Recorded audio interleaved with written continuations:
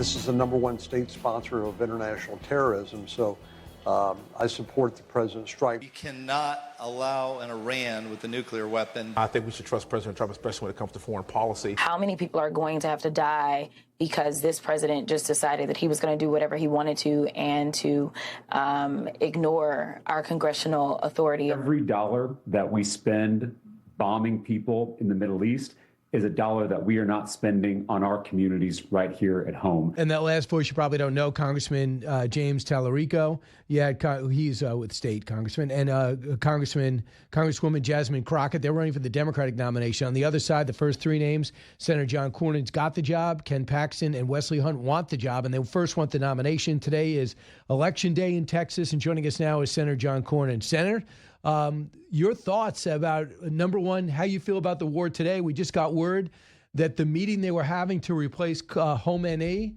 was just bombed by the Israelis. So my hope is every future leader just died there. Yeah,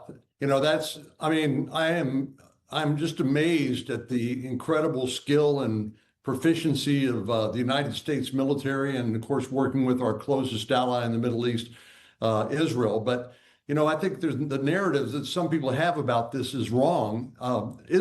Iran's been at war with the West, including the United States and Israel, since 1979, and it has American blood on their hands, Marines in the Khobar Towers, IEDs, roadside bombs in Iraq, and building a nuclear weapon potentially, and of course the ballistic missiles necessary to deliver those weapons to Israel and the larger region. So I applaud President Trump's courage, and it takes courage to make a decision like this, but he knew he had the full might and power of the United States military behind him, along with our allies, and so I'm optimistic about the outcome. How about the outcome today against Wesley Hunt, who I know you know and probably like, and Ken Paxton and you? They both want your job. The top two, if you don't get 50%, have a runoff in May. Right now, in most polls, you're just barely trailing. Yeah, well, I think it's going to be a runoff between me and Ken Paxton. That's what happens when no individual gets more than 50%. But Republicans have to decide: do we want to win? And I'm not talking about the primary alone. I'm talking about November. I think I can help with the down ballot races. I can make sure that we keep the Senate seat in Republican hands, and I can make sure that I can continue to help President Trump with his second term agenda. If we lose his seat, well, I think that's all jeopardized.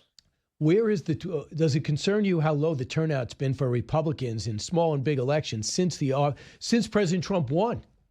Yeah. In Texas. Yeah. This is strange to see the Democrats outvoting Republicans in the primary. They're clearly energized.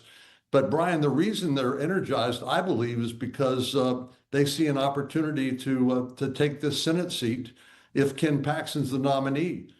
Jasmine Crockett has said, if I'm the nominee, Democrats can't win. But then you would wonder, why in the world would she get in the race? Well, she's in the race because of the off chance that Paxton might be the nominee. Same with Tallarico.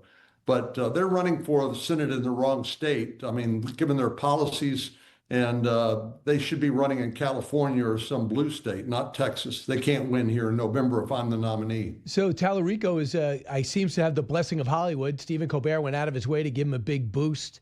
They think he's a religious person on the left who very rarely do you see that. He's always talking about how important his religion's to him. And for the most part, I don't see any Democrat talking about that. So does he remind you a little of Beto O'Rourke in some ways? Well, I think he's Beto O'Rourke 2.0. He's very slick, but, he says very strange things. When he says that God is not binary, when he says that the Bible approves of abortions, this is not the same Bible I've read and read. And I think he just needs to be called out. I think he's a phony. And certainly he's out of step with where Texans are. Senator John Cornyn's with us now, but if you want to watch on the Fox News app, we're streaming, but you could always hear on our radio station. Senator, when you look at the Hispanic vote, people have said that, the situation in Minneapolis, cracking down on illegals, many of which are Hispanic, is hurting the Republican Party. We see Tom Homan came in, tactics have changed to a degree. But I also know Texas is a country to itself. How's that resonating? Because I think the Hispanic vote, President made huge inroads, and some have said, and some polls might indicate, and you know the polls better than anyone, you got the insider polls, and some have said that you guys have shed Hispanic support.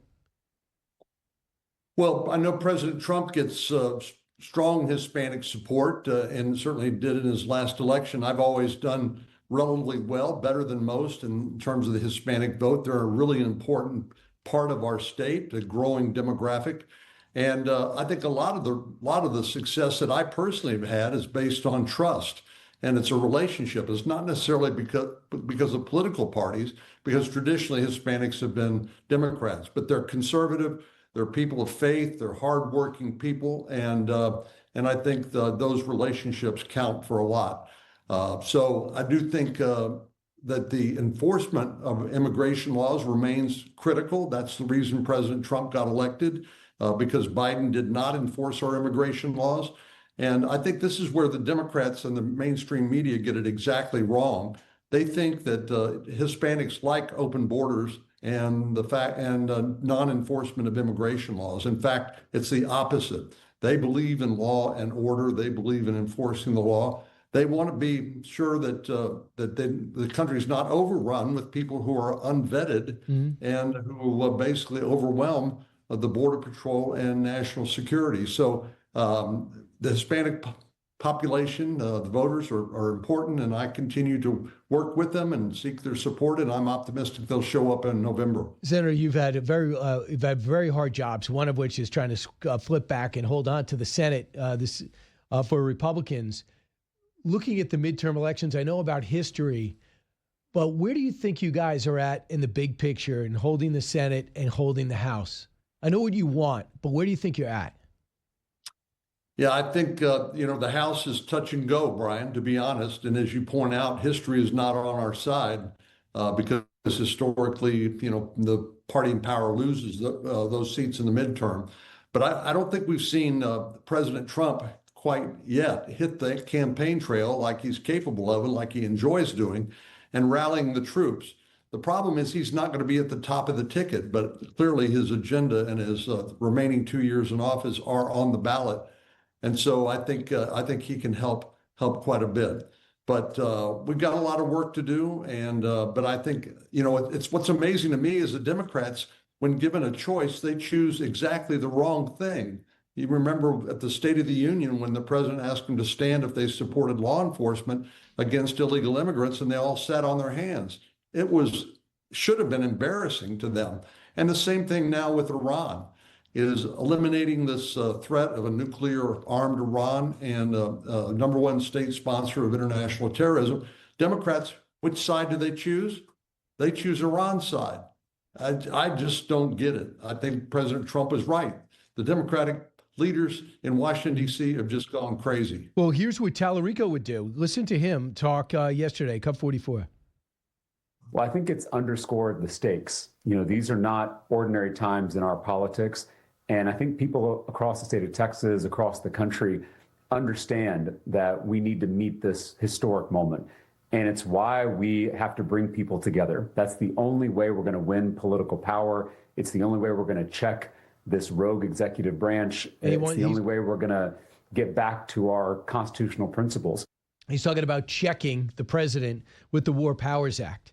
Senator, the War Powers Act's not there that doesn't apply. You can't stop the president from continuing to wield aggression in this conflict, right? Yeah, he's got the Article 2 of the Constitution. This is a debate that goes on and has for years between the executive branch and the legislative branch. But we're going to get all the information that through the briefings by the administration that I think Congress needs. We are going to have a debate, which I think is healthy, but I think the president's got the right side of this. And obviously, if it had leaked, the decision the president made to go to take out the supreme leader and the leadership of the IRGC and others, and that is what would happen if 550 members of Congress had been notified ahead of time. that would have destroyed that unique opportunity to decapitate the leadership and defeat the #1 state sponsor of terrorism. I only have 45 seconds left, but what are the chances that Senator John Cornyn helps the SAVE Act get across the finish line and getting some Democrats to support it? I'm a co-sponsor, and I believe this should not be controversial. Only American citizens vote, voter ID at the polling place. And as the polls back that up on a bipartisan basis, this just to me shows how extreme the Democrats are, and I think we need to put them on record. Go get him. Senator John Cornyn, best of luck in today's election, and if the runoff should it be necessary. Thanks so much, Senator. Thank you, Brian. You got it. Back in a moment, we're going to go live with Stuart Varney, simulcast. It's going to be fun. We're also following the latest Kristi Noem testimony, trying to get Homeland financed again.